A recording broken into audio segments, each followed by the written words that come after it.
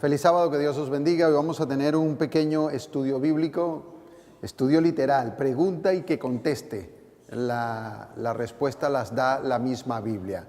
Y hoy vamos a hablar un poquito acerca de las características de los hijos de Dios y las características de mis hermanos, según especifica la Biblia. Y vamos a ver en cuál de ellas quizás nosotros estemos bien en todas o quizás en una fallemos, no lo sabemos. Bueno, vamos a ver qué nos dice la Escritura. Ahora, es importante que podamos entender,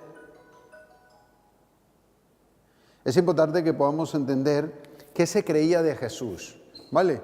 Entonces, la Biblia dice que Jesús mismo al comenzar su ministerio era como de 30 años, ¿y qué se creía de él? ¿Que era hijo de quién?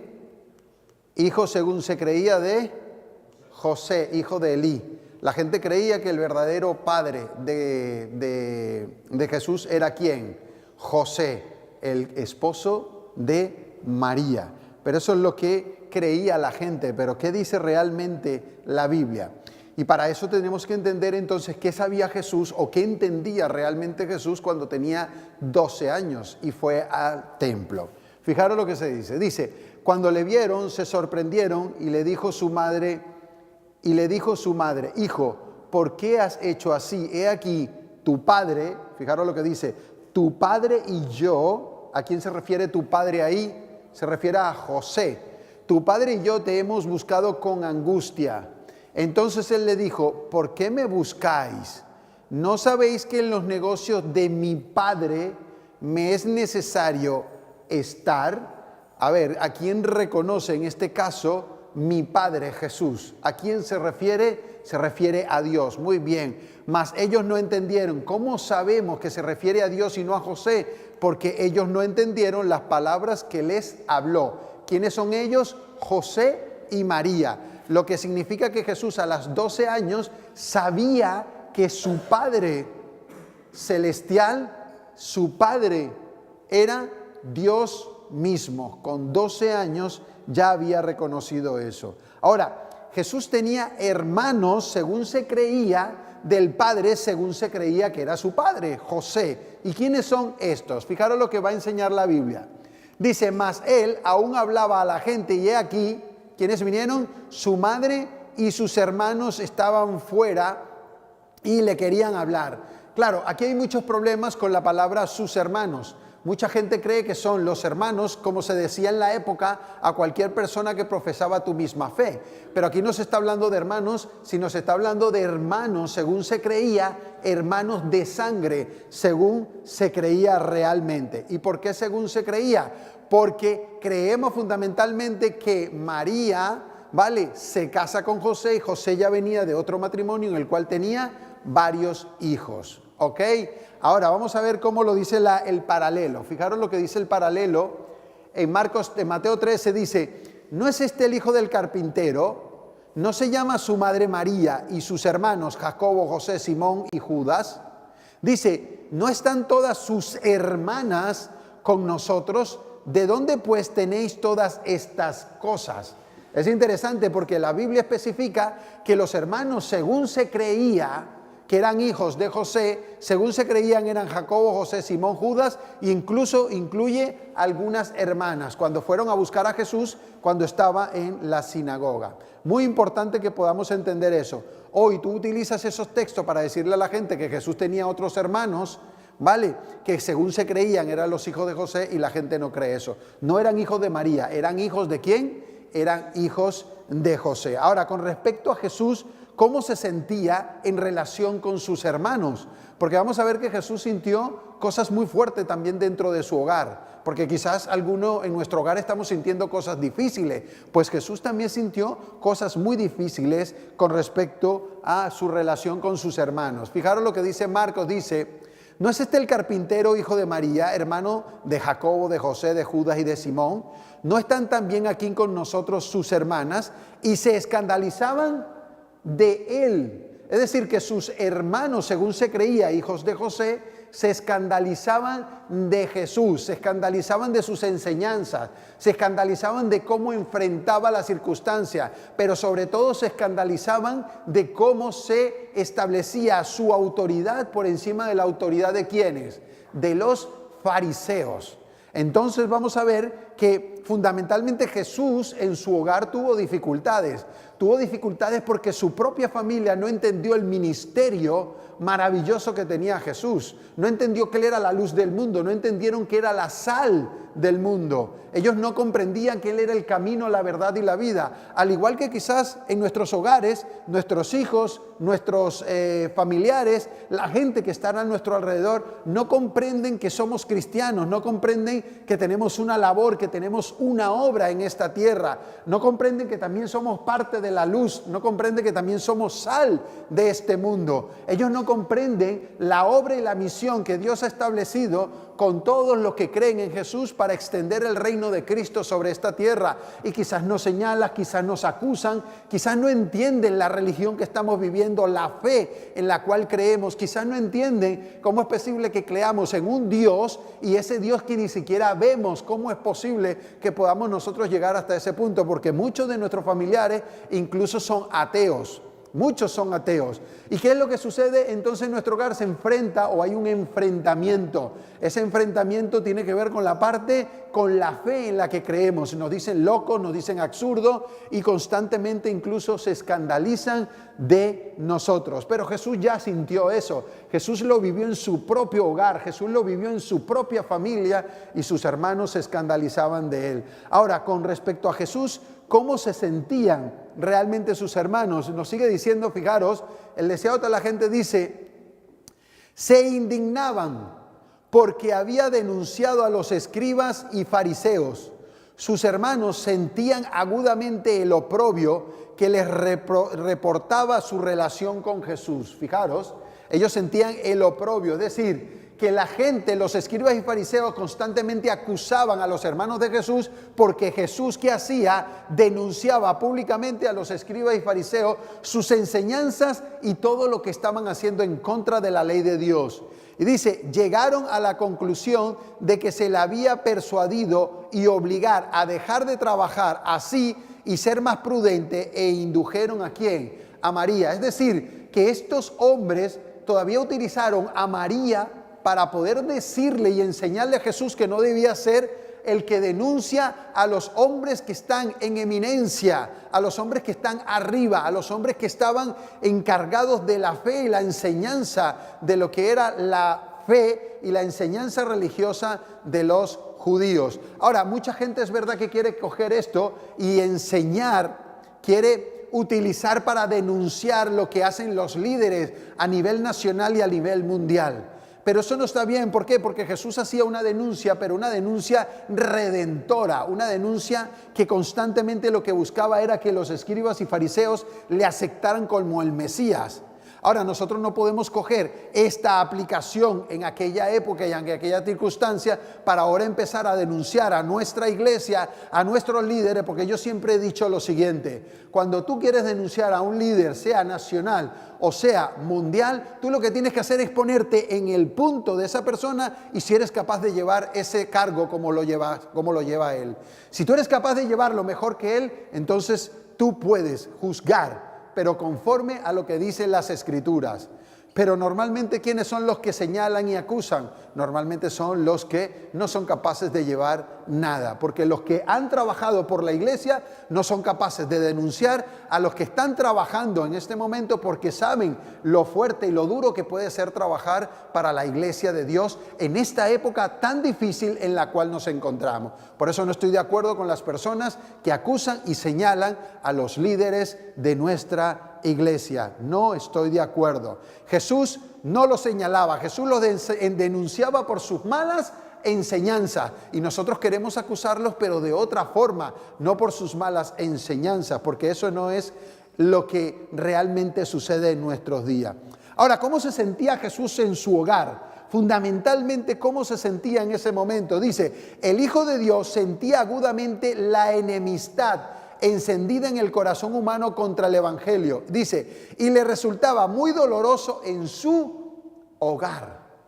Yo no sé cómo tú te sientes en tu hogar, pero Jesús ya sintió que en su hogar, Él sentía el dolor de todo su corazón al ver a sus propios hermanos, según se creía, que no estaban de acuerdo como él enseñaba, anunciaba el evangelio y como él declaraba y denunciaba todas las falsas enseñanzas con las cuales se movían los escribas y fariseos. Lo que significa que sus hermanos, según se creía, tenían mayor estima por sus propios líderes religiosos que incluso por su hermano Jesús, el cual había dado ya señal de que había sido el llamado por Dios para anunciar las buenas nuevas, siendo el Mesías.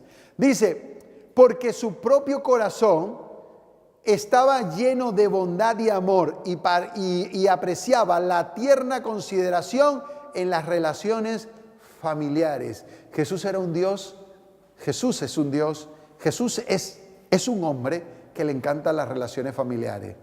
Yo cuando leo esto de Jesús y veo que lo que le gusta es la armonía, la paz, la tranquilidad, el buen estado, el buen ánimo, el buen rollo dentro de la familia, yo digo, yo quiero parecerme a Jesús así. Y qué mejor para que eso sea la forma como debemos llevarnos dentro de la familia de la iglesia. ¿Por qué? Porque cuando eso sucede, entonces vamos a ver la bondad y el amor que hay en el corazón de todos los que componen este maravilloso cuerpo que es la iglesia de Cristo. Pero ¿cuál fue el error realmente de sus hermanos? Porque ellos cometieron un error. ¿Cuál fue? Dice, con frecuencia sus hermanos presentaban la filosofía de los fariseos, antiquísima y gastada, y afectaban creer que podían enseñar a aquel que comprendía la verdad y todos los misterios. ¿Quién es el que comprendía la verdad y todos los misterios? Jesús, su hermano según se creía. Y dice, profesaban tener fe en Dios y creían justificarle. ¿Cómo justificaban a Dios? Haciendo ver que las enseñanzas de los fariseos y de los escribas estaban por encima de las enseñanzas del Mesías, del que todo lo puede, del que todo lo sabe y del que todo lo enseña. Y entonces dice, cuando Dios estaba con ellos en la carne, no le conocían. Hacían o creían hacer ver a la gente que justificaban a Dios, hacían cosas en el nombre de Dios y sin embargo no conocían a quién, no conocían a Dios mismo. Esto es importante. Ahora, ¿qué significa justificar? Vamos a buscar un texto que nos enseñe cómo realmente justificamos a Dios. ¿Cómo lo justificamos? ¿Cuando declaramos la verdad de sus enseñanzas o cuando vamos en contra de las enseñanzas de Dios? Eso es lo que necesitamos comprender. Fijaros lo que dice. Y todo el pueblo y los publicanos, cuando lo oyeron, justificaron ¿a quién? A Dios. ¿Y cómo lo justificaron? Bautizándose en el bautismo ¿de quién? De Juan. Entonces Juan empieza a declarar una purificación y esa purificación se llama el bautismo. Y todas las personas que empezaban a creer en el bautismo de Juan, ellos justificaban a Dios ¿cómo? Bautizándose. ¿Y qué significaba eso? Aceptaban la enseñanza de Juan el Bautista y procedían al bautismo. Nosotros justificamos a Dios de esa manera. Es decir, que una persona que no adquiere, que no acepta las enseñanzas de Cristo, no puede justificar a Dios porque no le conoce, aunque diga que él tiene fe en Dios. Esto es fundamental y debemos comprenderlo. Ahora, justificar es una palabra del verbo dikaiok y esa palabra vamos a ver que significa reconocer la justicia de Dios. Ahora, ¿cómo reconocemos la justicia de Dios? Dice, la gente justificó a Dios respondiendo al mensaje divino que fue dado por medio de Juan el Bautista. Entonces, ¿cómo justificamos a Dios? Cuando respondemos al mensaje divino con un verbo de acción. ¿Cuál es el verbo de acción? Dice la palabra, debemos bautizarnos. El que creyere y fuere bautizado será ¿qué? Salvo. ¿Cómo justifico a Dios? Cuando creo y cuando me bautizo como una forma de acción en creer lo que dicen las Escrituras para poder ser salvo. Luego, la segunda cosa que hacían para justificar a Dios era reconocieron que lo que Juan decía era verdad y que como profeta tenía derecho a exigirle ciertos deberes. Hoy día tenemos al profeta que nos exige los deberes que debemos nosotros, los inspirados de la Escritura, y debemos nosotros hacerle caso porque así reconocemos y justificamos a Dios. ¿Creéis que si en el final de los tiempos las personas que no creen y que no justifican a Dios en el ministerio de Elena White, creéis que están justificando o no lo mismo o de la misma forma que Juan el Bautista? Hoy día necesitamos justificar porque Dios ha levantado a su profeta en la época que dice la Escritura que debía levantarse el profeta del final de los tiempos con una inspiración de Dios. Hoy, al igual que en el pasado, muchos creen en Dios. Y eso es fundamental. Son muchas las personas que creen en Dios. Son muchas las personas que creen que son hijos de Dios y como consecuencia son hermanos de Cristo. Se consideran hermanos de Cristo, se consideran hijos de Dios porque declaran por fe que lo son. Y se consideran hijos de Dios y hermanos de Cristo, pero realmente no conocen a Dios. Al igual que sucedía en aquella época. En aquella época los hermanos, según se creía de Cristo, los escribas y fariseos decían que ellos eran los hijos de Dios, pero realmente no conocían a quién. Realmente no conocían a Dios. Por eso dice, el que cree en mí, como dice la Escritura, de su interior correrán ríos de agua viva. Jesús dijo, el Padre y yo somos uno. Le dijo también tantas veces, el que ha visto el Hijo ha visto ¿a quién? Ha visto al Padre.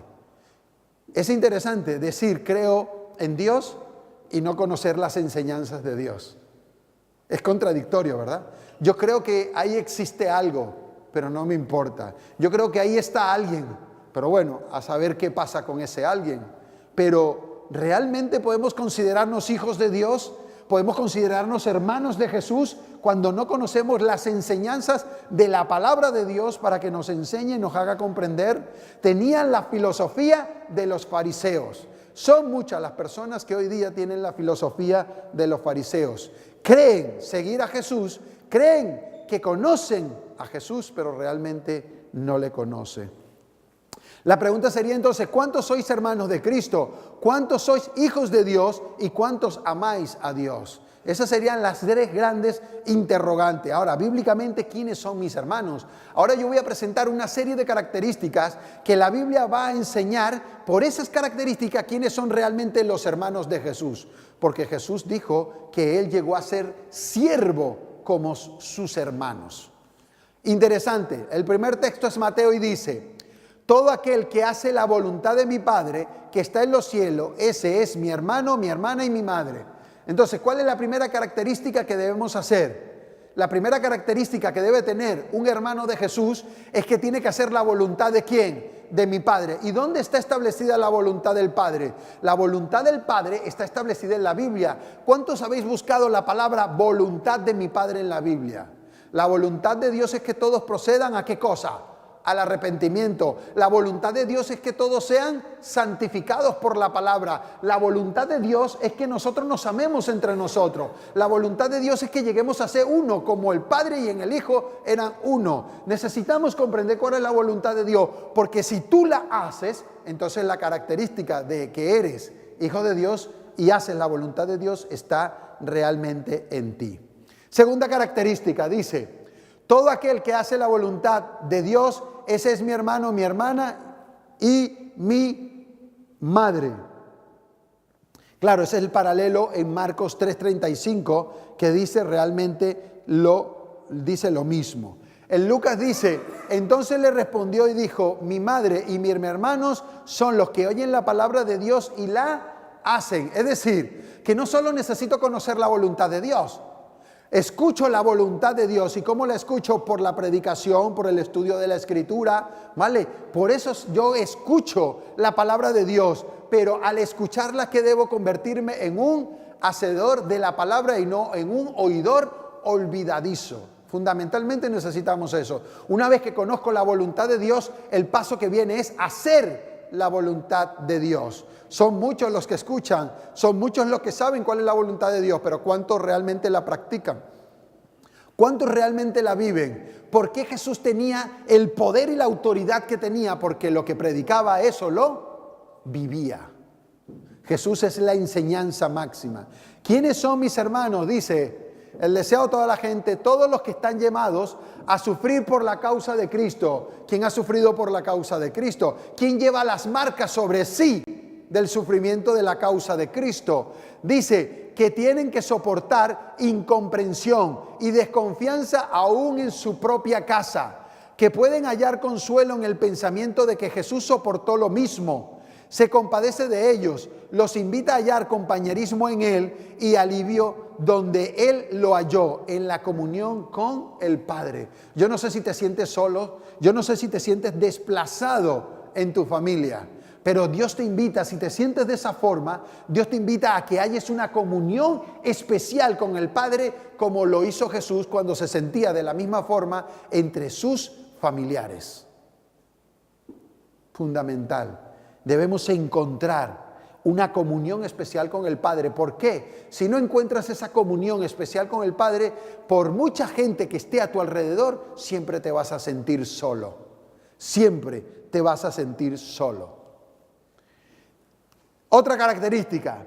Yo, Juan, vuestro hermano, copartícipe vuestro en la tribulación, en el reino y en la paciencia de Jesucristo. Estaba en la isla de Pasmo, llamada Pasmo por causa de la palabra y del testimonio de Jesucristo. Características de este hermano: era copartícipe de las tribulaciones, tenía la paciencia de Jesucristo y tenía el testimonio de Jesucristo. Él vivía, testificaba acerca de las cosas que Cristo había hecho en él. Esas son características fundamentales. Llevamos 6 características de los hijos de Dios. ¿En cuál de ellas realmente fallamos? ¿En cuál de ellas?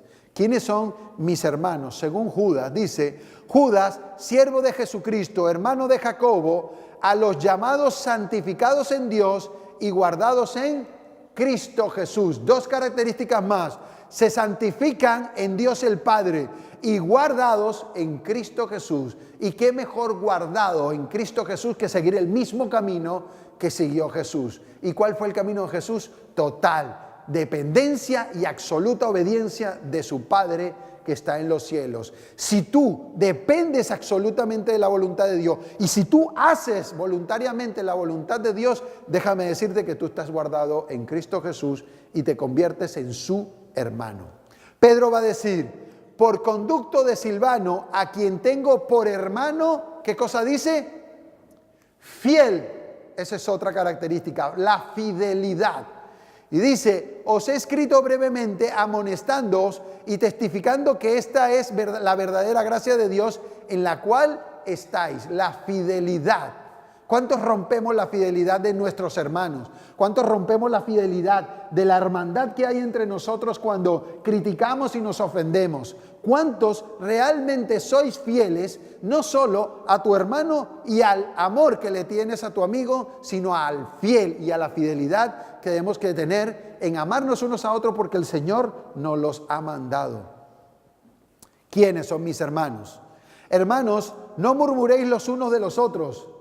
Claro, ¿quiénes son mis hermanos? Los que no murmuran los unos de los otros. Otra característica: fundamentalmente no debemos murmurar los unos de nosotros, porque dice: el que murmura del hermano y juzga a su hermano, murmura de la ley y juzga a la ley. Pero si tú juzgas a la ley, no eres hacedor de la ley, sino juez. Y que hemos dicho que tenemos que ser oidores y hacedores de la voluntad de Dios, que es la ley de Dios. Porque la voluntad de Dios es la ley, es su ley. Ahora, si nosotros juzgamos a nuestros hermanos, los señalamos, los criticamos, ¿realmente seremos hermanos de Jesús? No. Esa característica no la cumpliríamos. Pablo va a decir: pero os ordenamos, hermanos, en el nombre de nuestro Señor Jesucristo, que os apartéis de todo hermano que ande desordenadamente y que según la enseñanza que recibisteis de nosotros. Ahora, ¿quiénes son mis hermanos? Los que no andan de forma desordenada. Claro, ¿qué es la forma desordenada? Sencillamente, una forma desordenada es aquella persona que anda no conforme a los caminos que dejó establecido ¿quién? El Señor Jesucristo. Y mucho más, dice, según las enseñanzas que recibisteis. Los que andan desordenados son los que no siguen las enseñanzas que hemos recibido de Dios mismo. Sigue diciendo, Pablo va a decir: que ninguno agrave ni engañe en nada a su hermano. Claro, no solo no murmures, es que no le agraves, es que no le engañes. 2 características. ¿Dónde entra la fidelidad?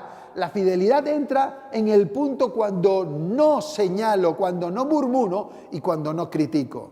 ¿Dónde entra la fidelidad? Cuando no agravio y cuando no engaño a mi hermano. Ahí entra la fidelidad. Sin embargo, son características de aquellos que realmente son hermanos de Jesús. ¿Quiénes son los hermanos de Cristo? Aquí están las características ahora en conclusión. Son los que oyen la palabra de Dios y la hacen. Son los que están llamados a sufrir por la causa de Cristo. Claro, pero cuando tengo un problema, una dificultad, sea en la iglesia o fuera de la iglesia, ¿qué es lo primero que hacemos? Me voy de la iglesia. ¿Por qué? Porque no soy capaz de sufrir por la causa de Cristo. El oprobio, la vergüenza, la dificultad, el señalamiento, la murmuración, la falta de fidelidad de mis hermanos, no soy capaz de soportarlo. ¿Y qué es lo primero que hago? Me voy de la iglesia. ¿Es la forma de qué? Es la forma de declarar que no estoy de acuerdo. Claro, ¿y cómo supieron o cómo fue la forma de declarar que no estaban de acuerdo Josué y Caleb con los otros hermanos o príncipes del pueblo? Cuando fueron a investigar la tierra prometida y volvieron con el anuncio de cómo era la tierra prometida, y 10 dijeron que eso no podían entrar en esa tierra prometida porque éramos como langostas, que éramos como nada. Y Josué y Caleb, ¿qué dijeron? Me voy del pueblo. Dijeron, me voy, ya no quiero ser judío, no quiero ser hebreo. No, quisieron soportar el sufrimiento y el oprobio dentro de su pueblo. Y Dios dijo, los únicos que van a entrar a la tierra prometida son ¿quiénes? Josué y Caleb. ¿Y qué hicieron? Aceptaron el sufrimiento por causa de la mala decisión de sus hermanos. Eso es lo que necesitamos entender. Ahora, los que estaban en comunión con el Padre Celestial, una comunión verdadera, una comunión genuina, una comunión que fluye del deseo y el anhelo de poder estar en la presencia y de querer estar en la presencia de Dios. Ahora, los que tienen la paciencia de Jesucristo, tenemos que soportar. Jesús tuvo paciencia para con los que lo maltrataron, con los que lo humillaron y con los que le mataron. Incluso dijo a los que le estaban matando, Señor, perdónalo porque no saben lo que hace. Pero viene un hermano, me señala, me critica, lo condeno y me voy de la iglesia. ¿Qué está pasando? ¿Es esto lo que estamos viviendo? ¿Sabéis a las cosas que nos vamos a enfrentar en el futuro? Van a ser cosas difíciles, muy difíciles. Y nosotros nos ponemos con esto. La vida tiene cosas difíciles, queridos hermanos. Dice, los que escudriñan la palabra de Dios y el testimonio de Jesucristo, el escudriñar, dedican tiempo para conocer bien a Jesús. Los que sirven de manera voluntaria y se santifican, característica que conocéis vosotros bien. Dice, los que se guardan en Cristo, los fieles, los que testifican de la verdadera gracia de Dios, los que no murmuran de otros hermanos. Me gustaría hacer énfasis en cualquiera de ellos. Dice, los que se guardan en Cristo, los fieles, los que no andan desordenadamente según la enseñanza de Cristo y los que no agravian ni engañan en nada a sus hermanos. Habéis visto por lo menos 12 características. Mi pregunta es, ¿en cuál de ellas fallamos? ¿En cuál de ellas fallamos? Porque si empezamos una por una, tendríamos 1 hora por cada una de esas características para ver realmente si somos o no somos hermanos los unos a los otros. ¿Realmente somos hermanos? ¿Realmente somos hermanos de Cristo? Porque quizás digamos no somos hermanos los unos de los otros, pero es que estas son las características de los que tienen que ser hermanos ¿de quién? De Cristo. Ahora, de Cristo sí queremos ser hermanos, ¿verdad? Pero hay gente que quiere ser hermano de Cristo, sin embargo no quiere ser hermano de alguien que profesa su misma religión, profesa su mismo fe, profesa su mismo anhelo, su mismo deseo. ¿Por qué? Porque no nos podemos llevar. Yo quiero hacer una pregunta. ¿Cuántos habéis visto a Dios? Que levante la mano el que ha visto a Dios. ¿Cuántos habéis visto a Dios? Mi pregunta es, si no lo habéis visto, ¿cómo podéis amarlo? ¿Sí o no? A ver, no lo hemos visto, pero ¿somos capaces de amarlo? Pero no lo hemos visto. Entonces, ¿cómo somos capaces de amar a Dios si no lo hemos visto? Lo vemos por fe. Muy bien, lo hemos sentido, lo vemos por fe, lo vemos porque la Biblia nos declara cómo es Él, fundamentalmente. Ahora, ¿cuántos amáis realmente a Dios si no lo habéis visto? ¿Cómo podemos amarlo? ¿Cómo puedes amar a Dios si no lo habéis visto? Sin embargo, ¿cuántos habéis visto a vuestro hermano? ¿Y cuántos amáis a vuestro hermano? ¿Cuántos los habéis visto? ¿Cuánto tiempo tenemos con nuestros hermanos? Años de amistad. Y después por un simple gesto lo tiramos todo a la borda. ¿Cómo es posible que hagamos esto? Yo aprendí la amistad fuera de la iglesia. Y para nosotros la amistad era a muerte, a muerte. Ahora, en Cristo Jesús, entiendo todavía más esa filosofía. Ahora mis hermanos, a muerte con ellos. ¿Por qué? Porque los amo, porque sé quién nos ha redimido a todos. Y no he hecho a la borda una amistad de muchos años por cualquier cosa. No, la amistad para mí tiene un fundamento muy grande. Y la hermandad ahora se convierte en un fundamento todavía mucho más grande. Necesitamos mejorar nuestras relaciones. Necesitamos evitar los confrontamientos y las dificultades entre nosotros. Necesitamos evitar todo esto, porque lo que hace es minar. La murmuración, la crítica, el señalamiento y todo este tipo de cosas, los confrontamientos, es el caballo de Troya de Satanás de hoy día. Es el caballo de Troya de hoy día. ¿Y cuál es el mandamiento de Dios? Si lo amamos realmente, lo conocéis, sabéis esto. Dice, si alguno dice, yo amo a Dios y aborrece a su hermano, claro, pero sin embargo me habéis dicho que sí amáis a Dios, sin embargo no lo habéis visto, pero somos capaces de decir, yo amo a Dios pero aborrezco a mi hermano. ¿Y cómo? Dice, es mentiroso, pues el que no ama a su hermano que ha visto, ¿cómo puede amar a Dios que no lo ha visto? ¿Cómo podemos decir que amo a Dios pero no soy capaz de amar a las personas que están a mi alrededor como son mis hermanos de la iglesia?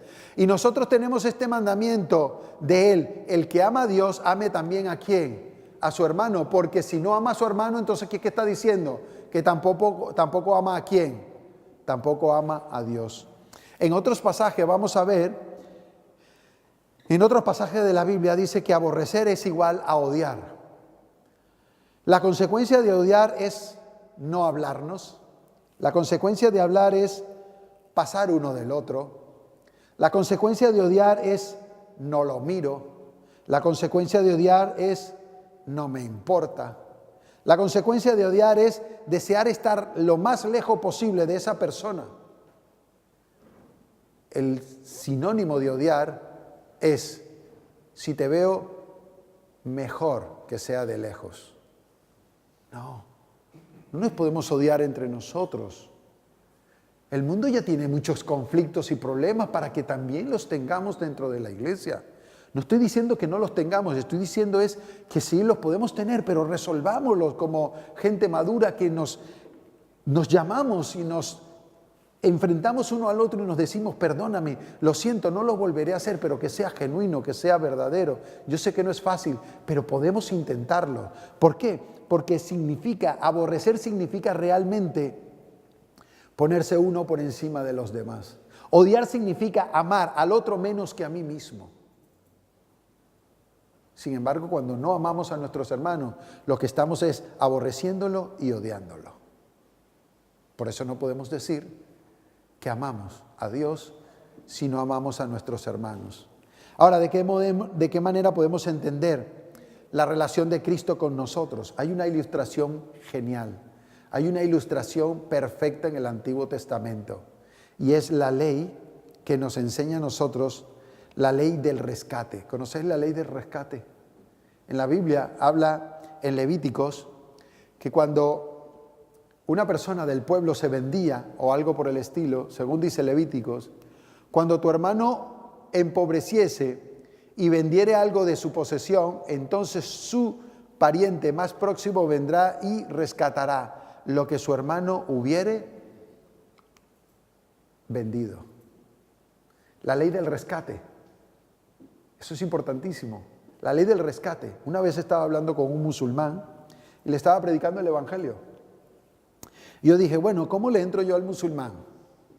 Bueno, le voy a entrar quizás por el amor. Y le dije al musulmán, oye, ¿qué te parece si tu vecino estuviera mal económicamente? ¿Qué te parece? ¿Qué deberías hacer tú? ¿Sabes lo que me contestó el musulmán, que me dio una bofetada? Me dijo, ¿sabes qué te digo? Que si mi vecino está mal económicamente es por mi culpa. Mi vecino no debería estar mal económicamente. Cuando yo estoy bien económicamente, yo debo ayudarlo a él a que surja de una forma especial. Yo le dije, ¿qué? Point. Somos capaces de hacer eso entre nosotros. Yo tenía una filosofía de vida. Mi filosofía de vida es que todos mis amigos que estuvieran a mi alrededor, todos tenían que tener por lo mínimo que yo tenía y si es posible más. ¿Podríamos llegar a ese punto? ¿Podríamos llegar a ese punto? Cuando la pobreza de un hebreo había quedado obligado por alguna circunstancia, se apartaba de su patrimonio o vendía como esclavo, la única manera de redimirlo, rescatarlo, era que viniera su familiar inmediato, que viniera a redimirlo a él y la herencia que recaía sobre el pariente más cercano que hubiera. Ahora dice así el deseado, así también la obra de redimirnos a nosotros, nuestra herencia perdida por el pecado, recayó sobre aquel que era el pariente más cercano nuestro. ¿Quién era ese? Nuestro hermano. Jesús es nuestro hermano que vino a rescatarnos. ¿Por qué? Perdimos, ¿sabes qué? Perdimos el planeta, la autoridad, perdimos el control, perdimos nuestras vidas por causa del pecado, perdimos todo la herencia que nos había dado el Padre, perdimos la autoridad, el dominio, perdimos todo lo que el Padre nos ha dado y tuvo que venir Jesús, por eso es el segundo Adán, tuvo que venir para rescatarnos a nosotros siendo nuestro hermano mayor.